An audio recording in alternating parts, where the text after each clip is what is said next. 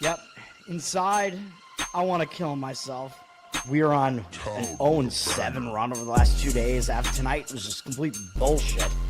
So that's how I'm going to start off this show. Horrible Sunday, 1-5. I don't even know what to tell you about that. I just don't want to do this anymore. I have never seen anything like this, man. With the slump continuing, 2 straight losses, not a good day at all. 0-4.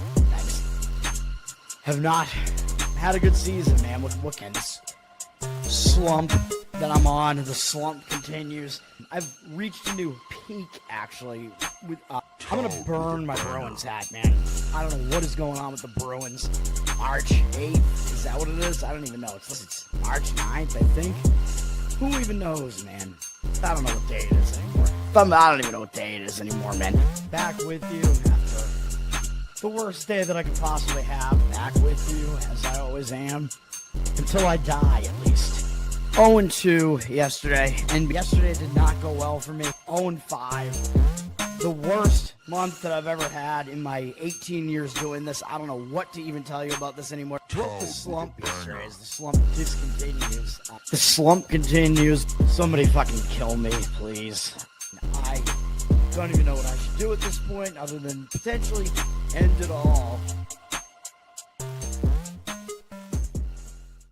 What's up, everybody? It's Toad back with you with Toadstool Sports. It is Monday, March 9th.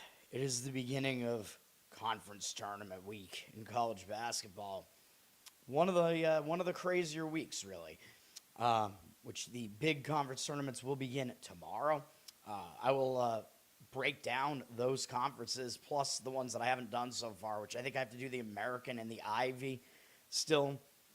Sort of the Ivy. I've kind of mentioned it repeatedly, but now that it's actually set, so I'll do that video probably later today, assuming my voice is all right. I will congratulate the new auto bids that were clinched yesterday in college basketball. We have congratulations to the High Point Panthers. They are the winners of the Big South for the second straight year, so they will be in the tournament. Congratulations to Northern Iowa. Are they the Panthers as well? I feel like they are. The Northern Iowa, whatever they are, winning the Missouri Valley. Very good defense on that team. Even though I think Belmont should be in the tournament, but, you know, Northern Iowa, they were able to get the job done. They are definitely a solid team. Congratulations to my man, Grant Leonard, Coach Grant from Queens College, Queens University, whatever it is, Queens, North Carolina, in their last year of existence before they merge with Elon, apparently, and become Quelon. Queens is in the tournament, so that will be interesting. And then, who else clinched? Oh, North Dakota State, the Bison, clinched winning the Summit League, so congratulations to all of those teams. Did I miss any? Hopefully I didn't. I don't think I did. We'll have more auto bids clinched today. So, yeah, that's what's going on. Some crazy action in some of those games. The worst or the most disputed one was the end of that Navy game. Boston University, I told you I thought they might give Navy some problems there because they did play them fairly well both times this year. BU was in that game the whole time. It's just the refs kind of ruined the game. If you didn't see that game at the end of it, Navy they inbounded the ball. They had to go the length of the floor with 8 seconds to go in a tied game. They did. They didn't even call a timeout. One of their guards drove right to the basket, scored with about 3 seconds left. So BU didn't have any timeouts left. So the clock should keep running, but the clock stopped. And I counted it. I've watched it multiple times. The clock stopped for like more than 4 seconds. BU inbounded it, went up the floor, got past half court, hit a 3, and that won the game for BU, which is a shame because Navy is definitely the best team in that league, in the Patriot League. And I was waiting for Navy to draw Nebraska in the tournament so that we could play Navy as a huge underdog because I think they would actually give Nebraska a lot of issues. But no. the refs reviewed it, but they couldn't you can't overturn like a buzzer beater 3, you know what I mean? Because you didn't start the clock in time. The refs fucked it all up. So what they did do is they gave Navy like a second left, but of course Navy couldn't do anything in that amount of time. But it was bad, dude. Like, the clock was stopped for 4 seconds, and there were like 3-something seconds left on the clock. BU would not have gotten that shot off before the buzzer. So that was a huge mistake by the refs.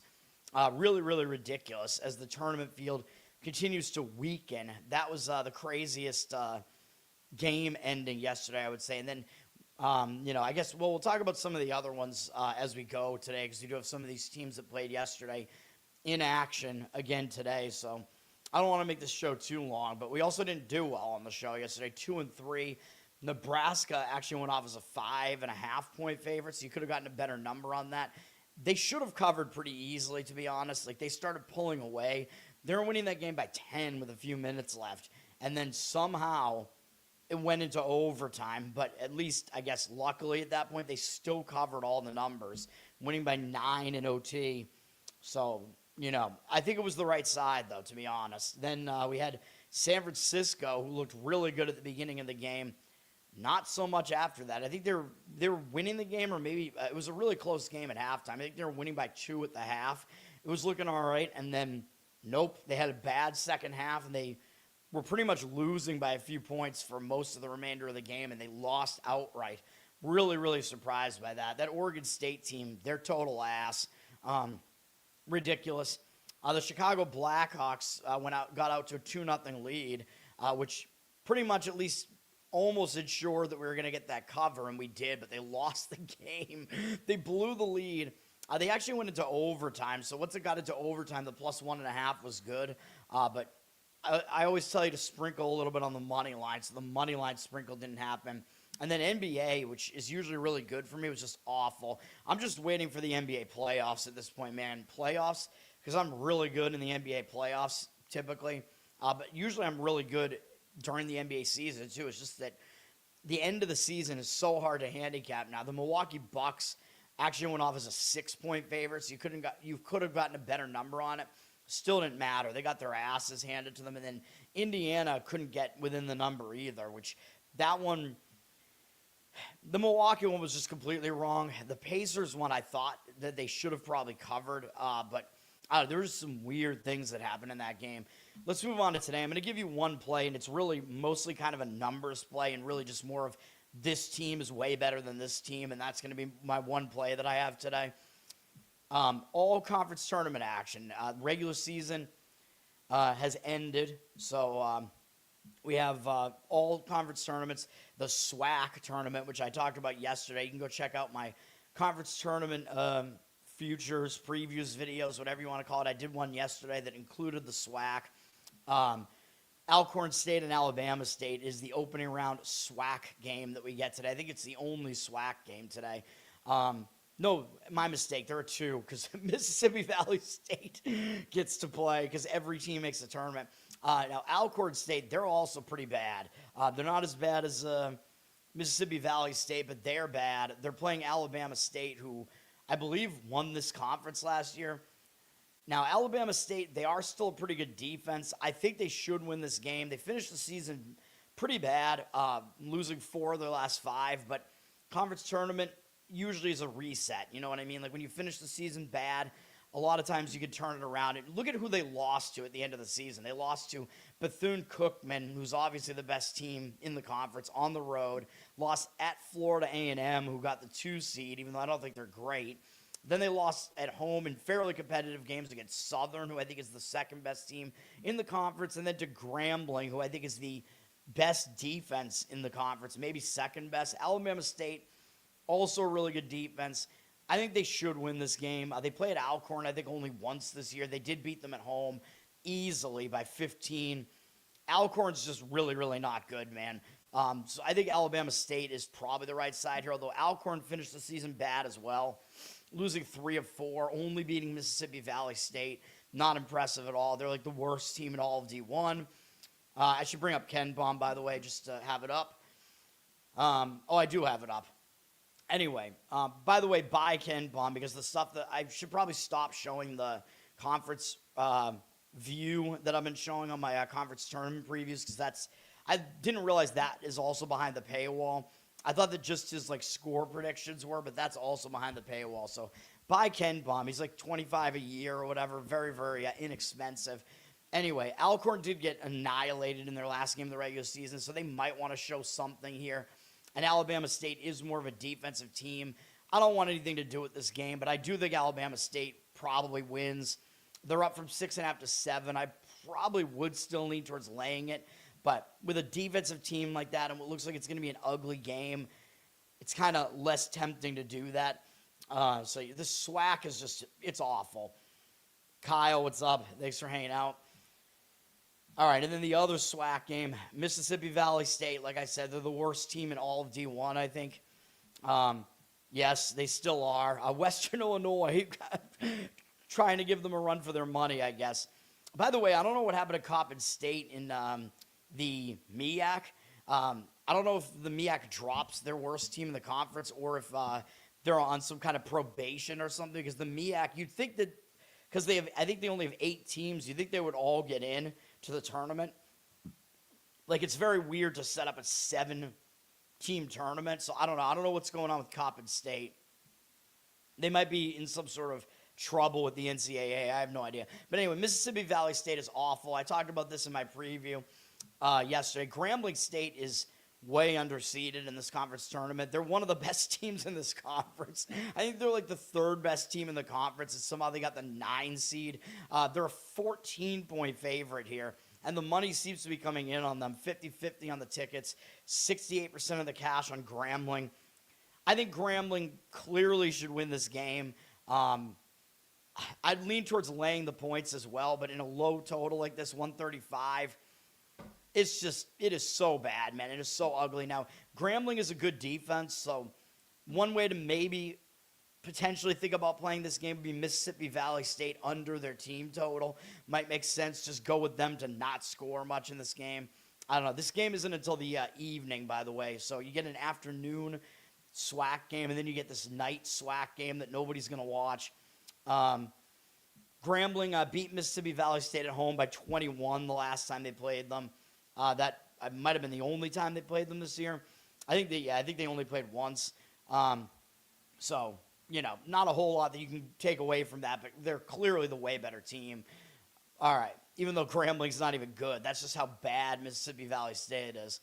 All right, CBS Sports is finally airing the Colonial Conference tournament games as we get to the semifinals. Those games have been almost impossible to find streams of because I wanted to watch Campbell pull off that upset yesterday, but I couldn't find it anywhere. Even the streams on the actual conference website, a lot of times they'll put it out for free, but they did not. You have to buy Flow Hoops or whatever for it. A lot of times I'm pretty good at finding the streams, but I couldn't find those. Anyway, Campbell pulled off a ridiculous upset of UNC Wilmington. UNC Wilmington was about a 7-point favorite, but remember I told you, Wilmington, they do not do well against fast-paced teams, and that is what Campbell is. Campbell won the game easily, just ran away with the game pretty much. Now they get to play Monmouth, who's not that great. Campbell did lose at home by 15 to Monmouth, but they actually won by 3 at Monmouth earlier in the season. So we had some weird, disparate results there that don't really it's hard to figure out. You got to dig into the box scores. You got to see what the number was in each game. I think each home team, was like a 3.5 point favorite. So the odds makers were just constantly kind of telling you these teams are very closely matched. The number here basically says the same thing. Monmouth is a 1.5 point favorite. 53% of the tickets are on Campbell, 62% of the cash on Monmouth. So the money is coming in on Monmouth. Monmouth did get the win yesterday in their matchup as well. They beat Drexel. That's a much less impressive win. I'll probably agree, even though I don't think Monmouth is particularly good.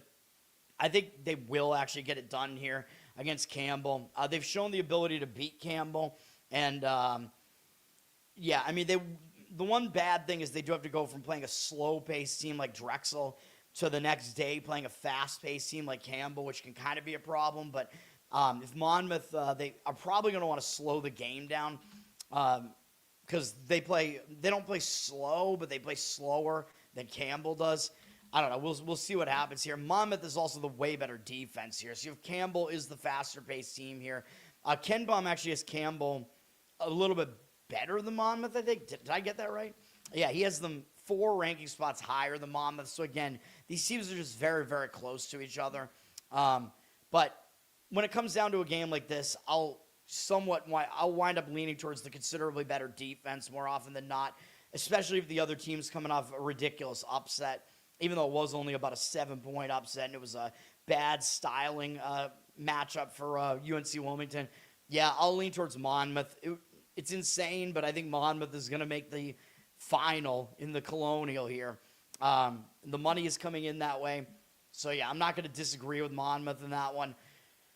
Let me see here. As far as the regular season was concerned, I wanted to just make sure that I was right about those numbers there.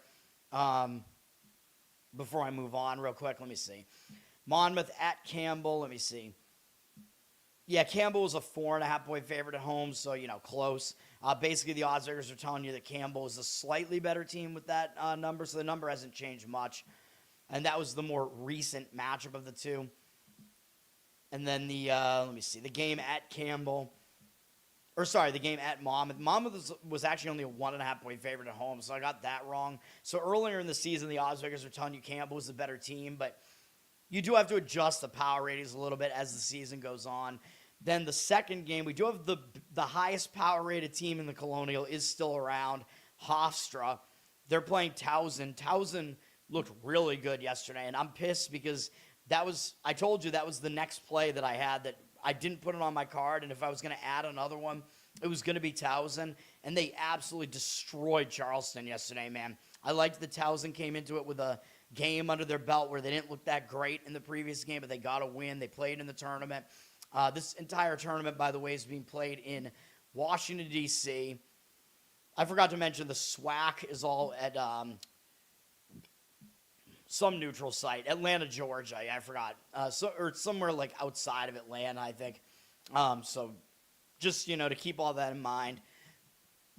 Hofstra in this game is down from 4.5 to 3.5 here. 92% of tickets, 97% of the cash on them. Hofstra looks like they're going to be a public side. I do think they're the better team, even though Towson has been pretty good on defense. They are a good defense, but Towson, they looked too good yesterday, I think, and no team is really as good as they look in their best game. That was pretty much Towson's best game, man.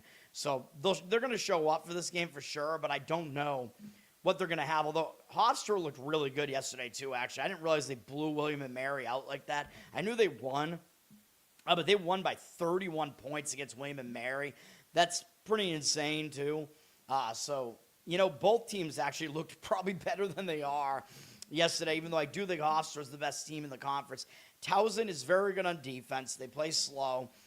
Hofstra is way more balanced, though. Hofstra is almost as good defensively, and they're way better offensively than Towson, and they also play slow. So Hofstra, they're just the better team because they have an offense, and Towson doesn't. Both teams do play defense. I think I will lean to Hofstra here. I think they are the better team, but possibly the better way to look at it is the under, because both teams scored a ton yesterday, right? But it's kind of like the style kind of makes it, right? Like Hofstra played a fast-paced team that doesn't play defense, which is William & Mary. Towson played a team that can score, which is Charleston. Although Hofstra's offense, like I just showed you, isn't bad either, but I think you might wind up seeing defenses show up. A lot of times these semifinal, final games, they become defensive battles. I wouldn't disagree with an under in that game. All right.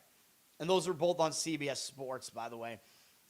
Next up, we have the Southland Conference getting going with actually, they had opening round games last night, actually, so the Southland is already in action, but some of the better teams are jumping into the fray here. We have New Orleans and Texas A&M CC. New Orleans is the team that famously beat TCU in the first game of the season. Played a decently difficult out-of-conference schedule. They've been okay. I think they're better than people think they are. They played yesterday as well, so they beat Houston Christian yesterday, which I thought they would because they are the better team. Now they have to step up in class and play A&M-CC. They did actually beat them at home the last time they played them, and they lost to them on the road earlier, so the home team won each game in this matchup. A&M-CC is good, but they haven't played since the end of the regular season, and they finished on a 3-game win streak. So I kind of lean to New Orleans here, man. These games are also in Lake Charles, Louisiana, so I think New Orleans has a little bit of an advantage here. A&M-CC is only a 2.5-point favorite here. They're very public. 90% of tickets, 92% of the cash on them. They're up from 1 to 2.5. But again, I think New Orleans has a couple of edges here. One, they're playing closer to home, but the bigger advantage, I think, is the fact that they played yesterday and they got an easy win. So they have momentum. You know, like I always say, in these conference tournaments, the team that has one game under their belt usually has an edge because they get familiar with the venue again. They played. They shed the nerves. You know what I mean? Whereas A&M-CC hasn't played since the end of the regular season. I'm pretty sure that's the case. So they have a lot of time off, and you could develop rust when you have all that time off. You know, they haven't played for a week. So I think the advantage does go to New Orleans because of that. So I would lean to New Orleans plus the points in that one. Then the second game in the Southland is Nicholls State and Rio Grande Valley, UT Rio Grande Valley. Nicholls State, or Nicholls now, they won yesterday against Northwestern State. Easy win there as well. Couple of boring games in the Southland yesterday where the better team won in both games. Rio Grande Valley is definitely a step up, though. They're the third best team in this conference. They actually play pretty well defensively, and they can hit threes. So they're a pretty good team, man. Nicholls lost at home to Rio Grande Valley by 20 points and actually beat them on the road by 2 early in the season. Maybe before teams kind of settled in and we knew who they really were, because Rio Grande Valley is definitely the better team here. They're an 8.5-point favorite. The public is coming in on Nicholls, 75% of the tickets and only 52% of the cash. I know Nicholls does have the advantage of having played yesterday, but I don't know, man. This one I think is a bit more of a mismatch. I know Rio Grande Valley is cold because they haven't played recently. They did finish the season winning 4 of their last 5, with the only loss being against McNeese, so that momentum might be slowed down a little bit. They did win on the road by 20. You know, so there are a lot of edges that do go to Nicholls in this game. This is a tough one. The market read is saying to lay it with Rio Grande Valley. Total is fairly low in the 140s. You know, I kind of disagree with the market read in this one. I don't know. I went way back and forth on this one. I guess I would kind of lean towards Nicholls plus the points because they do have the advantage of having played last night. But that one, I don't like that one as much as I would lean towards. I would have a stronger lean on New Orleans. Rio Grande Valley is a more legit team than A&M-CC, I think. Those games are only on ESPN Plus. ESPN2, we will have another auto bid clinched here with Georgia Southern and Troy in the Sun Belt at 7 p.m. Georgia Southern wins again. Now, they took out another overrated team in Marshall. Georgia Southern had already beaten Marshall both games during the regular season, so I actually liked Georgia Southern in that game yesterday. Marshall, they're overrated. They're not a good defense.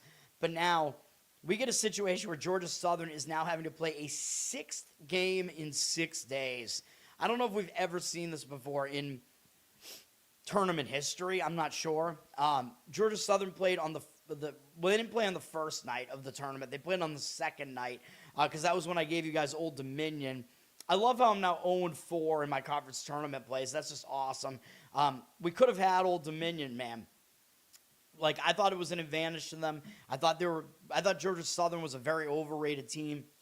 But once you get this momentum, you start picking off teams that haven't played yet. You know what I mean? So Georgia Southern in every single game in the tournament has played a team that didn't play yet in the tournament. You know what I mean? So they're catching all these teams cold, and Georgia Southern just hadn't fatigued yet. But now they're playing a 6th game in 6 days, and now they're playing a team that did play a game in the tournament, Troy. Troy played yesterday in the semifinals, and they beat Southern Miss. Didn't look particularly great in doing so. Won by 8. So now Troy has a game under their belt. These games are all in Pensacola, Florida. Troy, Troy is the better team, man. And now I think the advantage that Georgia Southern has had all throughout this tournament, except for the first game where they won against Old Dominion. Every game after that, they were playing against a team that hadn't played yet in the tournament. So they had that advantage, but now they don't have that advantage here against Troy. And Troy is definitely the better team. During the regular season, Troy actually, they won at Georgia Southern by 5, which wasn't that impressive. That was the only time they played this year, I believe. But Troy is definitely the better team. I'm assuming they were a road favorite in this game. Yeah, they were 4.5 on the road. The number tonight opened at 5, so that number was really low, but it immediately got bought up. So Troy is now a 7-point favorite, which I think is more of an accurate line. But I would probably still lay it, man. At some point, Georgia Southern, the fatigue is going to catch up to them at some point, man. Like, this is a gauntlet. I know they played a couple of teams that are definitely overrated, like Coastal and Marshall. Those teams are overrated. But at some point, I think they run out of steam, and I think it's here. Troy, having a game under their belt now yesterday, they're not going to be tired yet. And now it's a good situation for Troy, right, because they had a lot of time off before yesterday. They played one game, so they won't be tired, and they got used to the venue. They got the nerves out of the way. I think Troy wins this game. I kind of think they win it pretty easily, to be honest. They're like clearly the better team here. 83% of tickets, 93% of the cash on Troy. I would lay it with Troy if I was going to play it, but 5.5 a lot more tempting than 7, which is now on a key number, multiple possessions. And these championship games, a lot of times they get kind of intense. I mean, you can see it going both ways, man. But of course, Georgia Southern is not going to be lacking in motivation, you know what I mean? And I believe they're a team that's never made the tournament before. Troy, of course, has, including last year. The market has flipped around, and now it looks like at the 7, it looks like there is some buyback on Georgia Southern. But, yeah, I would lay it with Troy in that game if I was going to play it. I've gotten in trouble with some of those rest mismatches in these tournaments, but that one I think is clearly pretty much in favor of Troy there. All right.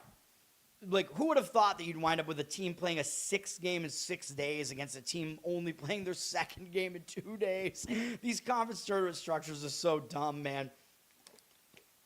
But yes, I think midnight strikes on the Cinderella that is Georgia Southern there. They're really not good. I mean, I can show you here. Troy, even though they're a little bit of a lucky team, they also play slow, by the way, which is not what Georgia Southern wants to do. Georgia Southern, clearly worse. They're outside the top 200. They're a much luckier team, according to KenPom still. They're outside the top 300 in defense, and they play fast. So with Troy, you're getting an offense that's almost as good as Georgia Southern's, but you're getting the considerably better defense, and you're getting a team that should be able to slow the game down and frustrate Georgia Southern, which, by the way, that's not what Marshall is. So Marshall, they go fast, and they play no defense. Troy is like almost totally the opposite from that. Not that their defense is great, but it's a lot better than Marshall's and a lot better than Georgia Southern's. So, yeah, I think Troy should handle it in that one, man. Then ESPN at 7 p.m. is carrying the SoCon final. Both of these teams looked like they were going to lose yesterday, and they both escaped. So I do think at this point we are getting the best 2 teams in this conference, I think, at this point, playing each other.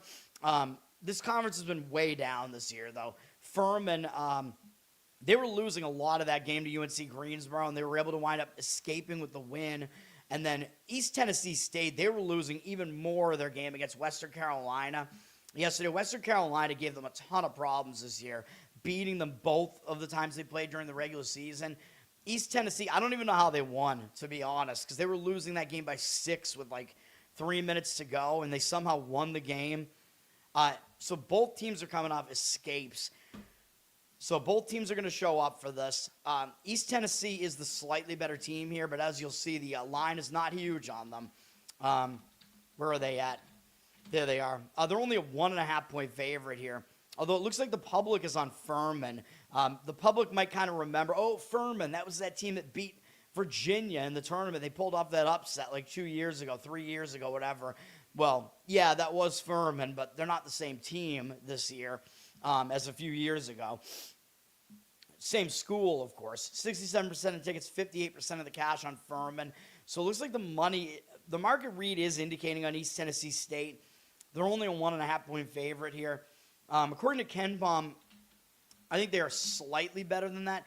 He's got East Tennessee decent, 147 overall, not horrible, but usually you see a team in this conference better than that, and East Tennessee is the highest power-rated team in this conference.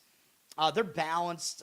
They're not much better on offense or defense. Furman is pretty balanced, too. They're just somewhat worse. They do crack the top 200 in Ken Baum. And actually, Ken Baum has them below Mercer, so I think he has them as the third best team in the conference, but he has them pretty close to Mercer. East Tennessee State better than both fairly considerably, actually, although I think he only has East Tennessee winning this game by 2. Furman, I mean, they play slow. They're middle luck team, according to Ken Baum. East Tennessee plays pretty slow as well, and they're less lucky. So, I guess I'll lean to East Tennessee. I mean, you're getting the better team on both sides of the ball there. I wouldn't be shocked if Furman won, though. Obviously, it's kind of I don't know. That whole conference has been down this year, man. Like, you're looking at one of those teams probably getting a 14 seed and probably would not be a team that I would pick to, like, pull off some sort of upset against what the current 3 seeds are. All right, ESPNU at 7 p.m. The Horizon League continues. This is a very, very weird tournament because we have a structure where now Northern Kentucky is playing Wright State. I told you whoever won Northern Kentucky against Oakland, whoever won that game, I thought was going to potentially make a run in this tournament. Northern Kentucky beat Green Bay last night. So Doug Gottlieb, good turnaround from him with Green Bay this year, but they couldn't get it done against Northern Kentucky team that I think is better than they are, which I told you I thought Northern Kentucky would win. They did. Now, they're playing Wright State, who is the 1 seed, although I actually think Wright State is not as good as Robert Morris at this point.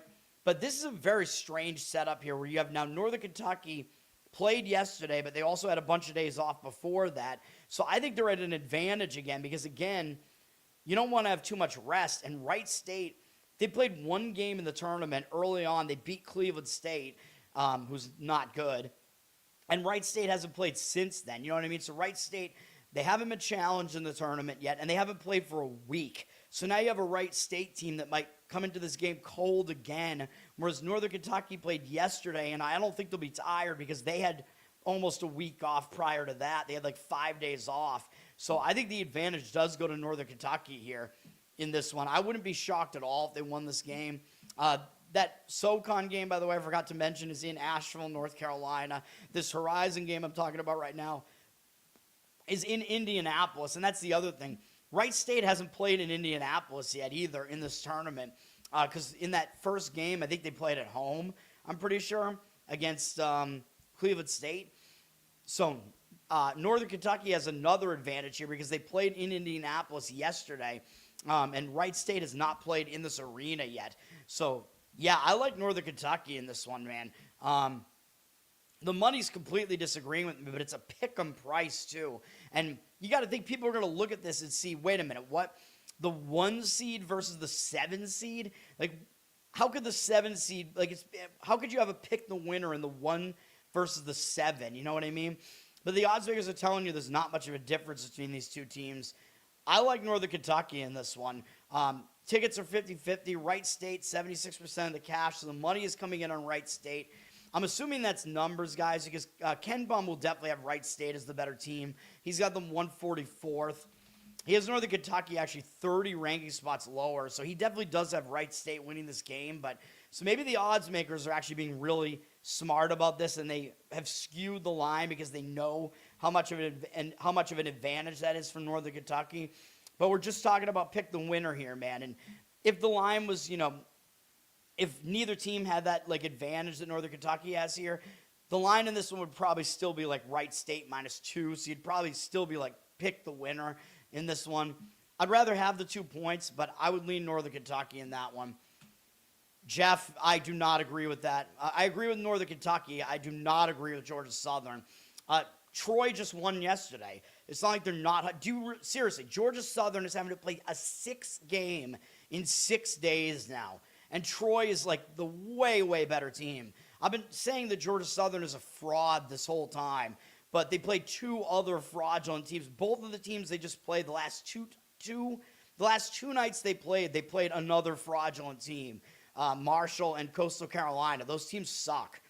Troy is way better than those 2 teams, and they're a completely different style of team because they actually have a defense. So, yeah, I do not agree with Georgia Southern at all. I do agree with Northern Kentucky. All right. The other game in the horizon is where my best bet is going to be. I know it sounded like it should have been Northern Kentucky, but, the number is kind of iffy. You got to take everything into account, man. Even though sometimes I'll just ride the situation anyway, but we're going to lay the points with Robert Morris. I think they're the best team in this conference. This is the 3 versus the 2 seed here. Both of these teams have not played for like almost a week, I think, because this is that other side of the matchup where Wright State, has been off for a long time, and we knew they were going to get the winner of yesterday's game. Detroit Mercy and Robert Morris both advanced. Neither team has played in this arena yet. So that's not an advantage to one team or the other. So this is a pretty pure handicap here. And I don't think Detroit Mercy is anywhere close to the 3rd best team in this conference. I think they suck. And last time out, they looked good against Milwaukee. But Detroit Mercy, this was kind of a misleading result, man. Milwaukee couldn't shoot at all in the game. They actually had 6 more field goal attempts than Detroit Mercy and made 7 fewer. And they were horrible at the free throw line. They shot 37% from the field versus Detroit 54%, 23% from 3 from Milwaukee. Milwaukee had a horrific shooting game, man. And yes, I know Detroit Mercy did out-rebound them. But this game, the final score, Detroit Mercy winning by 21, kind of misleading, man. And Robert Morris, they won, kind of less impressively against Youngstown. But I'm fine with that. Now, I know having time off could hurt your momentum, but I think that would apply to both teams here. Both teams were pretty hot. Both teams won a ton of games recently, so the time off isn't going to hurt one team more than the other, I don't believe. This is the tournament that's sponsored by Barbasol. That's right. We're going to shave while we watch these games, man. Robert Morris... They were clearly the considerably better team in both games during the regular season against Detroit. If you dig into them, they won on the road by 8 at Detroit. But if you dig into this box score, first of all, Robert Morris were minus 3.5. And now they're only minus 5 on a neutral, and they were 3.5 on the road. So I think that does indicate you're getting a little bit of line value here. It looks like they probably should be about a 6-point favorite here. And if you look at this game, Detroit Mercy shot 54% from three-point range. So they had a really hot shooting night from 3. Robert Morris still out-rebounded them by 10 points. And Robert Morris won the game, of course. Robert Morris did go to the free throw line 6 more times. But still, and they had more field goal attempts in the game. But that's more of a predictable measure. But the most predictable measure was they dominated the rebounding battle. So I do like to see that. And they won despite Detroit Mercy hitting an exorbitant percentage of their threes, which is probably not going to happen again. Detroit Mercy doesn't really take that many threes, I don't think. But in that game, they hit a lot of them, and that actually made the game closer than it should have been. So that was pretty much a dominant effort from Robert Morris. Then when they played at Robert Morris won that game too by 11, but this was not misleading either. Robert Morris won the rebounding battle again, although not by as much. They did go to the free throw line way more. Again, Robert Morris, this game, Detroit Mercy didn't hit any of their threes, but Robert Morris just won every aspect of this game, dude. They went to the free throw line where they hit more threes. They won the turnover battle. The field goal percentage, they had more field goal attempts. It's just that if you look at the game statistically, Robert Morris should have won by more than they did, and that was mostly what happened was they didn't shoot well. That was the one thing. They shot poorly from the field in general, 38% from the field. So I think that's going to change here on this one. I think Robert Morris is clearly the better team here. By the way, they were 8.5-point favorites in that game at home. So I think 5 is pretty cheap here, man. I'm actually kind of surprised Detroit even made it out of the first round of this tournament. They were a small favorite in that one, but I thought they were going to get bounced immediately. I think Robert Morris is going to win this tournament at this point. 85% of tickets, 96% of the cash on Robert Morris. And then, so the money is coming in on them, even though they're a public side. And if you look at Ken Baum, he's got Robert Morris, a pretty balanced team. He has them as the highest rated team in the conference. They cracked the top 150 overall and offensively, and they're close to doing it on defense. I know he has them lucky, but Detroit is even luckier, which I'll show you in a minute. And Robert Morris plays slow. Detroit Mercy wants to go fast, and their defense is considerably worse. And actually, in fact, Detroit Mercy, they're outside the top 200 in Ken Palm, and they're worse than Robert Morris on both sides of the ball. Robert Morris is better on offense and significantly better on defense, even though both teams are actually better offensively than defensively. Also think Robert Morris should be able to slow this down and frustrate Detroit Mercy because they want to go fast.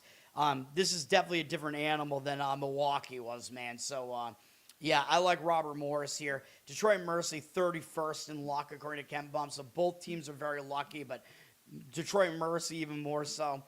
We're doing it. We're laying it with Robert Morris. No. I mean, the pressure, all right. Yeah, but Troy is the more experienced team, too. They've done, like, they did this last year. So, you know, they're not going to be intimidated by it or anything like that.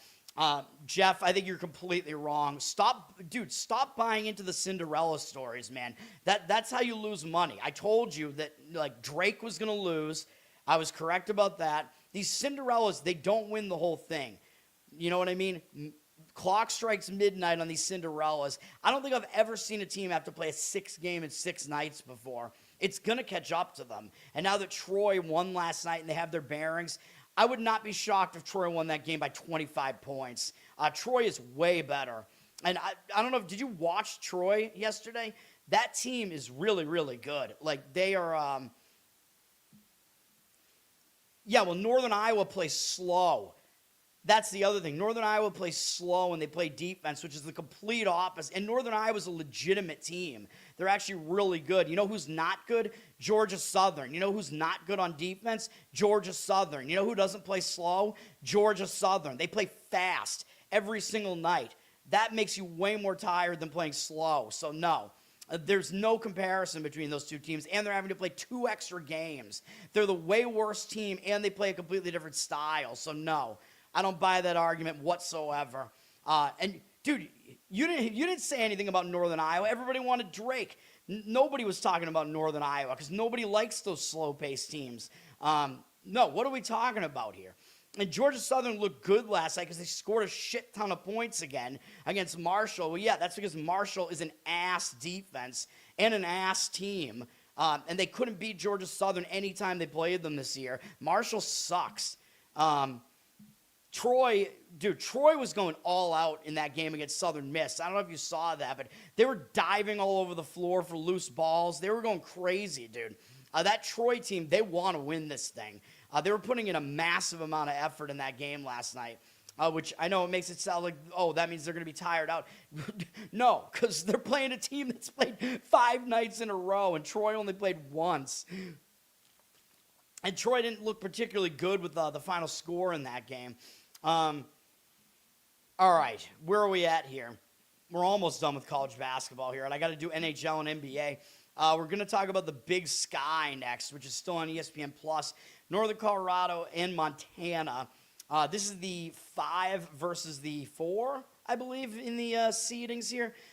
These teams split the regular season, but Montana won the game early in the season. Montana won against Northern Colorado. Northern Colorado started out the season not playing well, and they've been playing completely up to their potential more recently.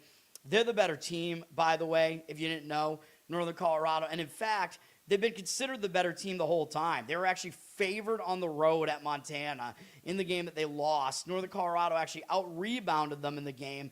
Northern Colorado had a terrible shooting game, and there was a massive free throw disparity in that game. So it was a misleading result, man. Northern Colorado had 19 more field goal attempts in the game. When you have that, it's highly unlikely you're going to lose the game. But Northern Colorado only hit 37% of them, and Montana had 38 free throw attempts, and they hit 35 of them. They were almost plus 20 from the free throw line in that game against Northern Colorado. That's a major outlier. That's some home-biased reffing there. Northern Colorado was actually the better team in that game, even though they lost. And then the more recent matchup, unfortunately for liking Northern Colorado here, because I do, the most recent game they played, Northern Colorado absolutely, they just destroyed Montana. They won by almost 30 points at home. And again, they were the better team. I mean, a 30-point win is always going to be kind of misleading, but they won the rebounding battle. Neither team went to the line a lot in this one. Northern Colorado shot better. Montana didn't shoot well at all, so that was a little bit of an outlier, I guess, there. Northern Colorado had more field goal attempts again, but, they still were the clearly better team in the game. But my problem is that they're playing each other again after that. That was the last time they played, so there is kind of a zigzag component to this where, Montana might work on fixing some things. It's just that I don't know if it's going to be enough because Northern Colorado is definitely the better team here. And people might not think that because, they're the lower-seeded team. Why are they favored?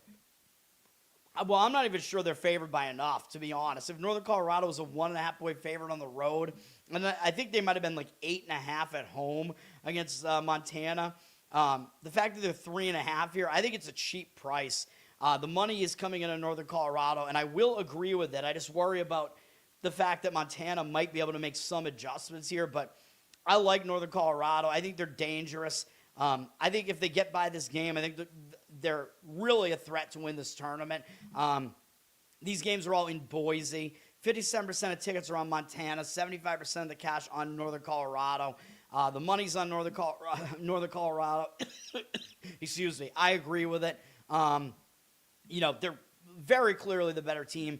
Not only are they the better team, they're the second highest power-rated team according to KenPom in this conference, right behind Montana State, who I know lost last night. But Montana State lost to a team that had played once in the tournament already. They lost to an underrated Idaho team. These teams have not played in the tournament. Neither of these teams have played in this tournament yet, so there's no advantage to one team or the other that way. I like Northern Colorado. I'm just a little bit worried about the zigzag there. But the money is all over Northern Colorado. And yes, I'm going to agree with it. Then the late game in the Big Sky is Weber State and Eastern Washington. Weber State, neither of these teams have played yet in this tournament either. I think this is the 3 versus the 6. It's a weird tournament structure. Weber State lost their last game of the regular season to the 1 seed Portland State, who is still alive after last night. They beat a pretty bad Idaho State team, though, even though Idaho State had a little bit of an edge in that they had already played in the tournament. Now, Eastern Washington, when this tournament opened, Eastern Washington had the best odds to win it, but I did not like them to win it, and they're really not that big of a favorite here. Looking at what these teams did during the regular season, Weber State lost the most recent game at Eastern Washington pretty badly by 18 points. And I believe they won the home game against them, though, earlier in the season. Yeah, they did. They won by 11. So kind of some disparate results there. The home team won each matchup by double digits. Eastern Washington also has not played since the end of the season. And they were one of the hottest teams in this conference. They lost their final game to Idaho, which I thought they would win that game because Idaho was locked into the seed, so Idaho didn't really have that much to play for, and Eastern Washington was still playing for seeding, so I'm kind of surprised they lost that game. But I think that's at least not a bad thing for Eastern Washington because you did not want to go into this tournament on like a 10-game win streak, you know what I mean, and then have that break that could disrupt your momentum. Although I will say that losing your win streak in your most recent game, I think that's still kind of a problem. I think that could still disrupt your momentum and it still have kind of the same effect here. And the fact that Eastern Washington blew Weber State out in the most recent game, and that was kind of a misleading result. I kind of like Weber State in this one, man. Eastern Washington's a 3-point favorite, 75% of tickets, only 58% of the cash. Yeah, I think I would take the points with Weber in this one. I don't really see Eastern Washington winning this tournament, man. I don't. I think Northern Colorado would be the team that I think is going to win it now, although they have to win this game in the zigzag spot tonight, which I think they will, but then they do have to beat Portland State after that. But we'll see, man. So those are my thoughts on the Big Sky. Then I think I only have one conference tournament left to talk about, which has one game on ESPN and then the other game on ESPN2, the late-night West Coast Conference games. 9 p.m., we have this overrated Oregon State team having to now play Gonzaga. But Oregon State played last night, although they pulled off the upset. I'm not happy about it. I think, as I told you in that handicap, I think Oregon State's like the 9th best team in this conference, even though they got the 4 seed. They suck. Do I think they're going to beat Gonzaga? No, I don't. They did lose the one time they played them. They lost in Corvallis by 20, even though it's not really a familiar venue for Gonzaga. Gonzaga still destroyed them. Now, Oregon State did get that win last night in an upset. Now, they do have one advantage, which is that they played in this arena last night. So this tournament is, I believe, in the Orleans. It's in Vegas somewhere. Yes, it's at the Orleans. So the one advantage Oregon State does have here is that they played in this arena last night. Gonzaga hasn't played since the end of the season. And the last time they played, they lost a decent win streak, a 6-game win streak, in a big game against St. Mary's. So that is, I think, kind of a disadvantage for Gonzaga because they had their momentum snapped and they haven't played since then. So they want to get out there. You got to get out there and play again, which Oregon State already did. I think Gonzaga is going to win this game, but I would lean to Oregon State plus the points, although that would only be because of the situation, because Oregon State did play last night. I wouldn't be surprised if Gonzaga wound up winning this game fairly easily. They're up to a 20-point favorite, and the money is actually coming in on them. 73% of tickets, 84% of the cash on them. So I would lean towards taking the points, though. The total is pretty low in the 140s. But, yeah, I think Gonzaga will win the game. It's just a matter of covering. They certainly have the ability to do it. They're considerably better than Oregon State, but we will see what happens, man. It almost seems destined to be Gonzaga St. Mary's every single year in the conference final here. This year might be different, though. And the difference might come in the second game, which this is going to be one of the best games of the night, man. I think a lot of these games do interest me. I think the conference final games are interesting. I will give them that. The Horizon games are kind of interesting. Colonial, somewhat interesting. I don't think the Gonzaga game is particularly interesting, but I do think this last game is really good. On ESPN2, Santa Clara and St. Mary's. Santa Clara has an advantage that they played last night, and they won against Pacific. They didn't look too impressive in doing so. I watched some of that game. It was just kind of Santa Clara was winning pretty much the whole game. They never had a huge lead in the game, but they were never in danger of losing the game either. It was kind of one of those games where it was just, an okay performance out of them. Now, they played St. Mary's pretty recently on the road, and they lost by 19 points. And Santa Clara beat St. Mary's at home earlier in the season. So the home team won each matchup. Santa Clara won by 8 at home. So, yeah, St. Mary's is the somewhat better team. I will agree with that. Which you could, you can't really tell that just by looking at final results, by looking at final scores, but that is the case, and so that is in line with looking at the scores. But Santa Clara has a motivational edge in this game, I think, where they're the team that needs to worry more about this game than St. Mary's does. I think St. Mary's can afford to lose this game, and they'll still be in the tournament. They're like on the 7 line in some of the bracketologies right now, and they're ranked 21st in the country. So I think if St. Mary's loses this game, they're still going to make the tournament, especially because the bubble teams have just been none of them are seizing the opportunity except for TCU maybe. Most of the teams are playing real bad. Maybe Ohio State is kind of seizing it. But Santa Clara, they're completely on the bubble. A lot of bracketologists have them in the first 4. Some of them have them out. So if they won this game, I think they would guarantee themselves a spot in the tournament. So that is a huge deal for Santa Clara, a team that hasn't been in the tournament for a long, long time. They might have the adjustments to make because they lost the most recent game to St. Mary's. St. Mary's is just always here, man. So, yeah, I guess they do have a little bit of an advantage in experience, but another big disadvantage here is that they're on a huge win streak. They've won 7 games in a row, 8 games in a row, actually, I think. And their last 2 games, they beat Santa Clara handily, and then they beat Gonzaga in their final, which is always a huge deal. And that was the last game they had, and they haven't played since then. So you could have St. Mary's have their momentum stalled, although it does mean less to a game A team like St. Mary's, having your momentum stalled out matters less because they're a very slow-paced team. You know what I mean? They play defense, so they can overcome time off more easily than some teams can. Like Santa Clara likes to play fast, but Santa Clara does have that game under their belt last night. Yes, St. Mary's is the more experienced team here. They have a coach who's very experienced, but it does seem like Santa Clara is like, it seems like they're usually in this game. It's just that they always lose it. But they're better this year, and they have more motivation this time. I like Santa Clara here, man. St. Mary's is a 4-point favorite. You know what? I'm considering adding this to my card. 93% of tickets, 91% of the cash on St. Mary's.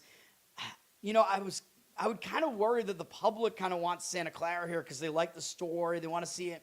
You know, they need to win the game, but that need to win, yeah, it'll put pressure on you, whatever, But the thing is, when you need to win, I want to avoid that team if they're a favorite and they're overvalued. But in this case, I don't think they're overvalued. You know what I mean? They're an underdog here, and you're going to get huge motivation out of them. Now they're a 5-point dog. Man, it's getting pretty tempting. Ken Baum has St. Mary's 22nd in the country, which is pretty good. They're 17th defensively, very good. They're a slow team, as we said. They are fairly lucky, though, at 127. He's got Santa Clara 37th, which is also pretty impressive. They're in the top 25 on offense, so they are the better offense. St. Mary's has a huge defensive edge, though Santa Clara's not horrible defensively, but not good. Santa Clara's a little bit less lucky, believe it or not, and they play fast. Like I said, usually I like to slow down teams that play defense, like St. Mary's, but the situation really, really lines up on Santa Clara for me here, and the slow-down team laying points is kind of a different story, right? Like, you usually want the slow-down defensive team getting points, but they're laying points in this case. It's tempting, man. Once again, I'll tell you, buy Ken Baum, man. It's worth it. Let me see what he has as the number. He's got, he has this being a 3-point win for St. Mary's. It's pretty tempting, man. This is very tempting, actually. Yeah, you know what? Let's do it. One more play. Santa Clara. Dude, I got to get back on the winning side, man. If we can go 2-0 in these and get to 2-4 in the conference tournament plays, I'll be a lot happier about it. Santa Clara plus the points. Let's do it. Let's have 2 plays today. All right. There we go. We're fading a massively public team as well. All right, let's get through all the rest of it. I don't have any plays in the NHL or NBA. I don't like the board at all. But let's do it. We have the Kings at the Blue Jackets. LA at Columbus. It would be funnier if it was Vegas at Columbus, because then you could say it's the Knights of Columbus, the Knights at Columbus, not the Knights of Columbus, because the Knights are not the Columbus team. The Kings had a close game against Montreal in their last game and lost. The Kings not very good at home, but that was a tough game for them, man. I could see this going both ways, though, because they're starting a road trip off a loss. Sometimes that's a positive thing because you start the road trip with focus usually. But that was a tough game against Montreal, so I could see it being a hangover spot potentially as well. For Columbus, Columbus is coming off a tough game too, but they are staying at home. They lost to Utah in overtime. They do have Tampa Bay on deck, which is possibly a look ahead there. I don't want any part of this game. The money is coming in on Columbus, though, for what it's worth. They're up from -115 to -136. Although the Kings are better on the road than they are at home, so that's something to keep in mind there. 63% of tickets, 79% of the cash on Columbus. You know, I'll agree with the market there on Columbus, but I really have almost no opinion on that game. Rangers at Philadelphia, at least for the Rangers, just like the Kings, but even more extreme. The Rangers are actually good on the road, and they're horrific at home. They did just lose on the road, though, to New Jersey on Saturday. Really ugly, 6-3. So New York, the Rangers could be in a bounce-back spot here. They lost at home to Philadelphia in the first game out of the Olympic break. So kind of a recent revenge spot here, or like recent, whatever you want to call it, zigzag spot, road revenge. which might be stronger with a team like the Rangers because they always lose at home and they win on the road. So, getting the Rangers having lost at home to Philadelphia and now they're on the road against them seems like an okay idea. Philadelphia, they played on Saturday. They won at Pittsburgh in a shootout. Now they're back at home playing a team they just beat recently. They got Washington on deck, which isn't a huge deal, but they might overlook a Rangers team that's really having a bad season. I kind of like the Rangers here, but the market's completely disagreeing with me on that one. Philadelphia down from minus 155 to minus 141. Oddsmakers telling you they are the better team. 70% of the tickets, 68% of the cash on the Rangers, though. So the Rangers look like a public underdog there, and that's bad. You never want to play on an underdog with a market read like that. You don't really want to play on any team with a market read like that, but an underdog, usually that's bad because it means you're going to be able to take the better team and fade the public simultaneously. But based on the situation, yeah, I actually do slightly lean to the Rangers based on the situation, though. So it's one of those games where the market doesn't match up with what I think, and that's just a complete stay away. Calgary at Washington. This is a better situation where I think Calgary is going to be in a bad spot here, man, and I wish I added that to my card. You remember that was my second favorite hockey play on Saturday. We got a push with my favorite play, but the one that I added to my card, but the second best play, Calgary, they actually won the game against Carolina, man. I should have added it. I called it on the show. I didn't necessarily say they were going to win the game, but I said Calgary was the way to play that game on like the puck line. They won the game outright. They ended a losing streak, and they're starting a road trip. So those are positives. Like when you end a losing streak, it kills your losing momentum, and then sometimes you will start the road trip with momentum. You know what I mean? So that's a positive for Calgary, but it could certainly be a letdown spot after a ridiculous win like that over one of the best teams in hockey, over Carolina. So that's the concern, that Calgary could be in a pretty major letdown spot because of that. And I think they're going to run into a motivated Washington team here because they've lost 3 games in a row. They're coming back home from a 1-game trip to Boston.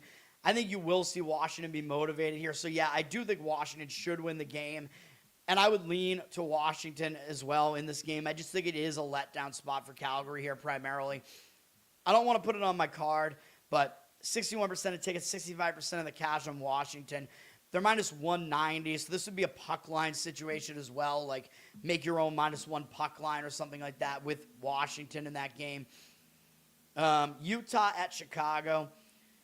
Utah just won in a shootout at Columbus. Not the greatest performance from Utah there. Possible they start getting a little bit tired here. They're in the middle of a road trip. They do have a big game on deck against Minnesota. But the thing that, one thing really might keep them focused here is that right before the road trip, they lost to the Chicago team at home 4-0. So that's one thing that might keep Utah focused here. They're going to remember that. It's a quick road revenge angle here for them. So they might still show up for that reason. But it is a 4th straight road game. But the good thing for Utah is they've had a break between every game. So time off between every game, and a travel leg from Columbus to Chicago is not a lot. That's not much at all. Chicago is also coming off a really, really big performance. That was the game that I did give out yesterday. They covered for us on the puck line. So Chicago's actually in the worst. You could argue they're in the worst travel spot in a way because they returned over from a road trip on Friday. Then they went right back out on the road, and they played a huge game against Dallas yesterday. Knight didn't make the trip because he was sick. I don't know if he's playing. It looks like he's day-to-day, so he might play tonight. So they will potentially have their better goalie in net, but he might not be 100% if he was sick. I don't know. And you're looking at Chicago on a back-to-back. They had a huge performance last night against Dallas. They already just beat this Utah team on the road. So I like Utah in this game, man. This is actually probably the best lean in hockey here. Yeah, a lot of things line up for Utah in this one. Am I going to add another play here? I mean, Chicago's on the back-to-back. I'm thinking about it. They're playing a 3rd game in 4 days with travel between all of them, having to travel from Dallas, which is actually worse than having to travel from Columbus with a day off, by the way, for Utah. Utah's minus 200, though. 71% of tickets, 76% of the cash on them. I don't think I could do it, man. I just don't think I can come in and play a road favorite at a price like that. Maybe there's some other way of looking at this game. I mean, I guess you could maybe do the split puck line thing. I really don't like doing that with road teams, though. One potential way of looking at this is Utah over their team total. Might be a way of looking at it. I know the total is kind of low in the game at 6, but, the last time they played Chicago, they got shut out, man. And they might be running into a goaltender who's, coming off an illness. You know what I mean? So Utah might be able to put up some goals in this one. And you're looking at a Chicago team that's going to have tired legs on defense. So, yeah, that's probably what I would do, actually. Utah team total over is probably what I would do. I'm almost considering adding a team total to my card for the first time ever. Let me see. Where's the team total at here? Let me see. It would be over 3.5 at about -118 if you want that. I don't hate it. You need them to score 4 goals, but they're definitely capable of doing that, especially in a spot like this. I think that's what I would do. I'm going to sit back and watch and see what happens there, but I think that's what I would do. I would go Utah over their team total, 3.5. So there you go. I'm trying to, look at games in different ways and not just look at sides every time. So that might be the better way of looking at that one. Because, the road favorite price is just very heavy. And then we have Ottawa and Vancouver. This is not a good game. Ottawa did just put up a lot of goals in a win over Seattle, who's not very good. They won 7-4. Might not have as good a performance in this one, man. Possible they overlooked Vancouver, who's just really, really bad. Ottawa has a big game coming up against Montreal when they come back home. So that might be a bigger deal. Vancouver just lost to Winnipeg. They're returning home, but they were only away Friday, Saturday. But it does mean they're playing a third game in 4 days, all in different cities, which isn't great. Return home spot, it's a lot worse when you were on the road for a long period of time, which they weren't. So, I think I like Vancouver in this one. I would probably prefer Vancouver, but doesn't make my card or anything. Ottawa's a pretty public side. They're up from -205 to -215. Pretty heavy road favorite price there. I mean, Vancouver is the worst team in the NHL, but 77% of tickets, 79% of the cash on Ottawa. Yeah, I mean, if I was going to play the game, puck line on Vancouver might be the way to go. They're a huge public underdog in that one, and the spot is okay for them. But I think, again, I like Utah the best out of all those plays there. All right, then we got some NBA. Short NBA card today. There is a Peacock/NBC doubleheader. One of the two games is really good. Philadelphia at Cleveland is the first game up, which is not one of the Peacock games. This game is not good just because Philadelphia literally has nobody. Philadelphia just lost at Atlanta, so they might be in bounce-back mode at least after that. Cleveland just got wrecked by the Celtics yesterday, so I am happy about that. Celtics look really good. Tatum had a good performance in the game. Celtics season swept Cleveland, by the way. And, they looked pretty good even though they were facing the new Cleveland team with Harden there, but it was Mitchell's first game back. Mitchell put up some points. I mean, Mitchell wasn't bad in the game at all. He scored 30 points, so, it didn't look like it was a situation where they were really in that, reverse injured player spot that heavily there. But Cleveland did play yesterday, but I don't think they're going to be that tired because they did have a lot of days off before yesterday. Still, that was a big game. Like, it's a game you get up emotionally for against the Celtics. Now they might not take Philadelphia seriously because Philadelphia, we already know Paul George is still suspended. Embiid is still out with a knee injury. But it's now even worse for Philadelphia because Maxey got hurt in their last game, so he's not playing in this game either. He has like a hand injury or a finger injury, something. So Maxey is out too. Speaking of finger injuries, by the way, Vucevic is out for like a couple weeks for the Celtics after they just traded for him. And he was playing pretty well, so I'm not happy about that either. But he should be back for the playoffs, but still. Playoffs? Anyway, this is it's a weird game, man, but that is the reason why the Cavs are a 12.5 point favorite here, up from 10.5. I know they're obviously the better team anyway, but the Sixers, again, they're down their 3 best players in this game. So no Maxey, no George, no Embiid here. I would probably lean towards taking the points of the Sixers, though. I think the line might be just a little bit too high, especially given that Cleveland is on the back-to-back, too. 81% of tickets, 74% of the cash. So Cavs are the public side with less of the money on them. And the Sixers do fall into the injured player theory spot at the very least, because now their best player, that they currently have, Maxey, now he's not playing. So the team's going to know first game without him, they got to step up their effort, you know what I mean? So that would be my lean in that game. I don't want anything to do with it, though. Then we got Memphis at Brooklyn. Now, when I first thought about this game, I was like, well, Brooklyn's in a terrible spot here. Brooklyn just had a ridiculous comeback win against Detroit. Unbelievable upset win after they were losing that whole game pretty much. They somehow won the game. Now they're coming back home from a 3-game road trip. They weren't on the road for a week, and it was a bit of a quick road trip that only took them to Miami and Detroit. Still a road trip return nonetheless, though. So that could be an added distraction there.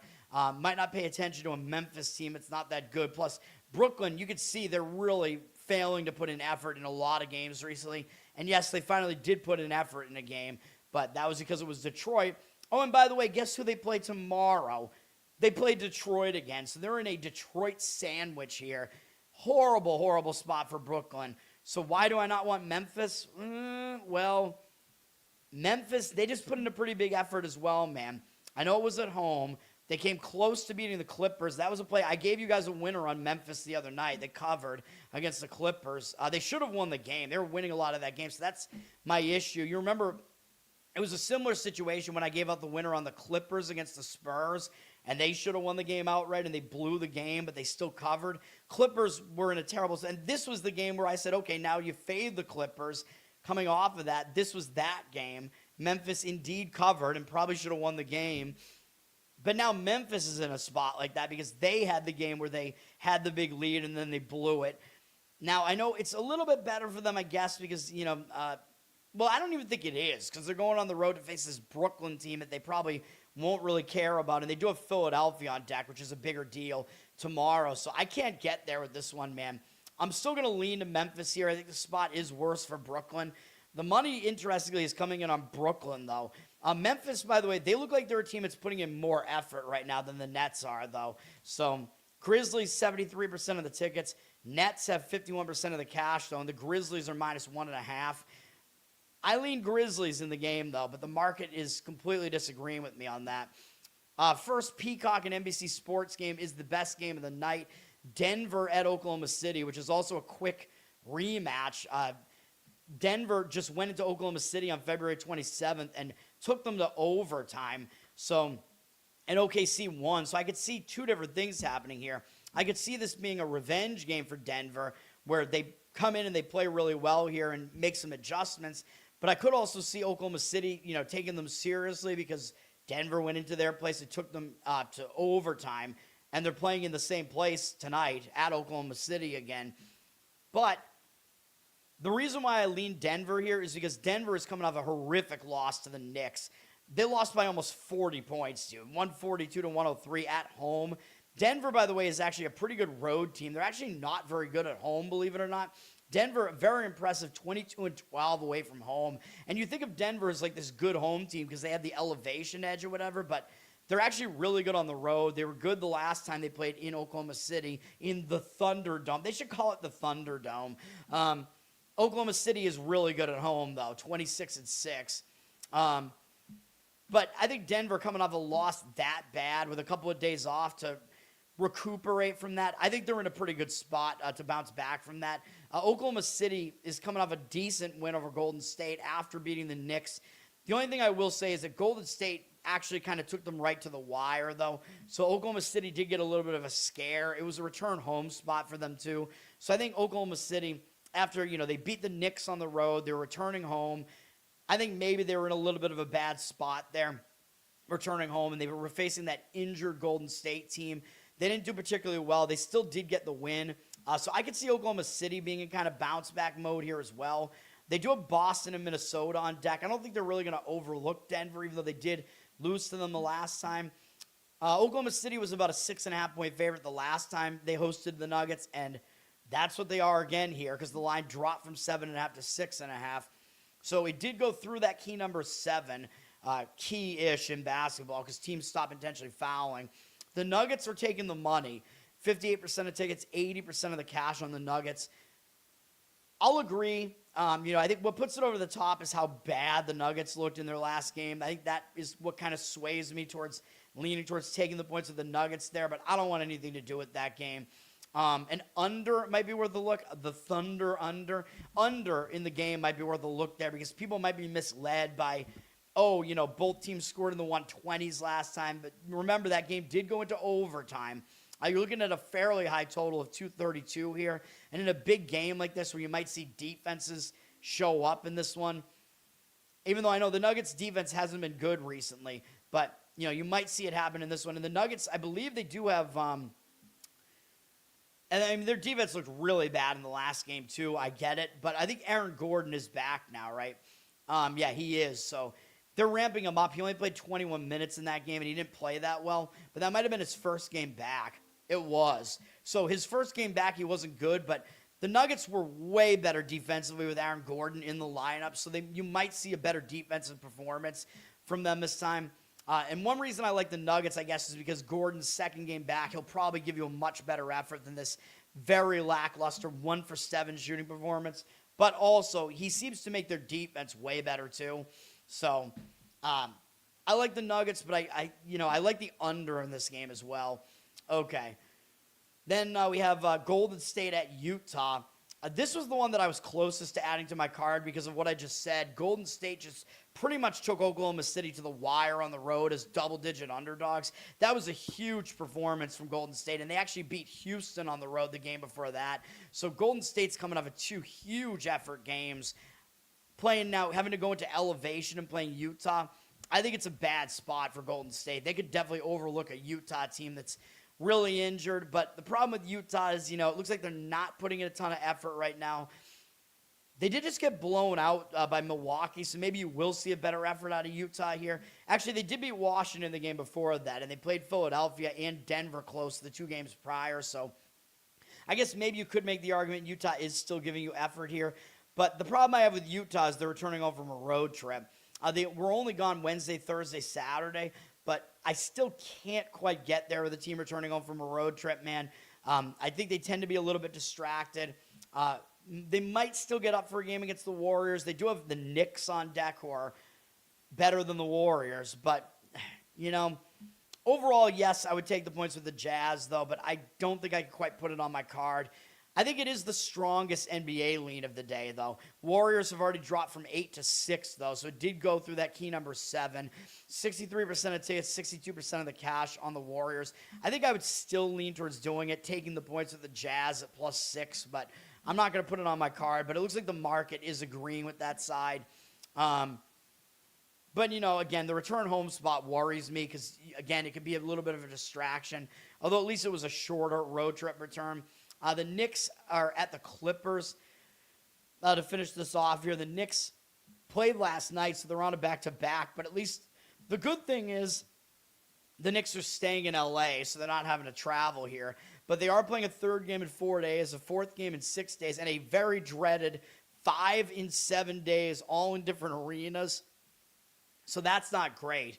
And a 6th in 9 and a 7 in 11 as well, by the way, with travel between every single one of those games. So that's not great for the Knicks, although they did look really bad last night. And I told you I liked the Lakers in that game last night. Knicks had just embarrassed Denver in elevation the game prior. Sure enough, the Lakers got the win easily, by the way. So the Knicks, you could argue they're in the bounce-back spot here, but I don't know, man. I mean, it's a back-to-back. It's one of those rare situations, playing 5 games in 7 days. Pretty bad. Just no time off for the Knicks here. Clippers just barely got by Memphis. Now, they are returning home from a road trip, but it was only a Friday-Saturday road trip. Fairly quick road trip, but they did have to cross time zones and go all the way to Memphis. They didn't play well, though. They played well in the game against San Antonio. Blew the game, though, which is then why we faded them on the show here with Memphis in the next game.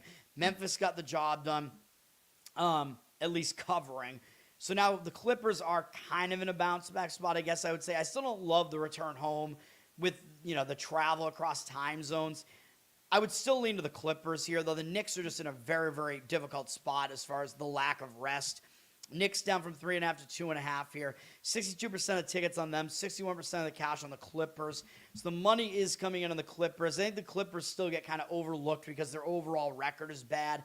But as a team, they're not quite as bad as that. Don't know what the injury situation is with, Garland and such. I think Garland is back for them. I think he has played a couple of games, so likely I think he is playing up for the Clippers. And then Mitchell Robinson, game-time decision for the Knicks. So I guess something to consider there. He missed the game last night against L.A., against the other L.A. As far as the Clippers, it looks like Garland is back. He is playing.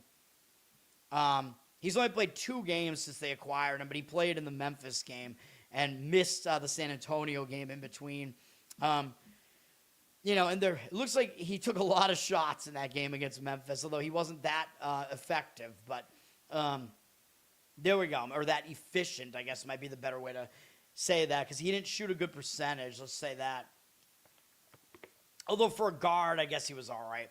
All right, that's going to do it, man. Once again, the 2 players are both in college. Robert Morris minus the points.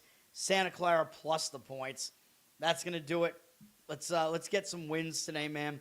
Learn to Toad on Twitter. Learn to Toad on Instagram. Check it all out there.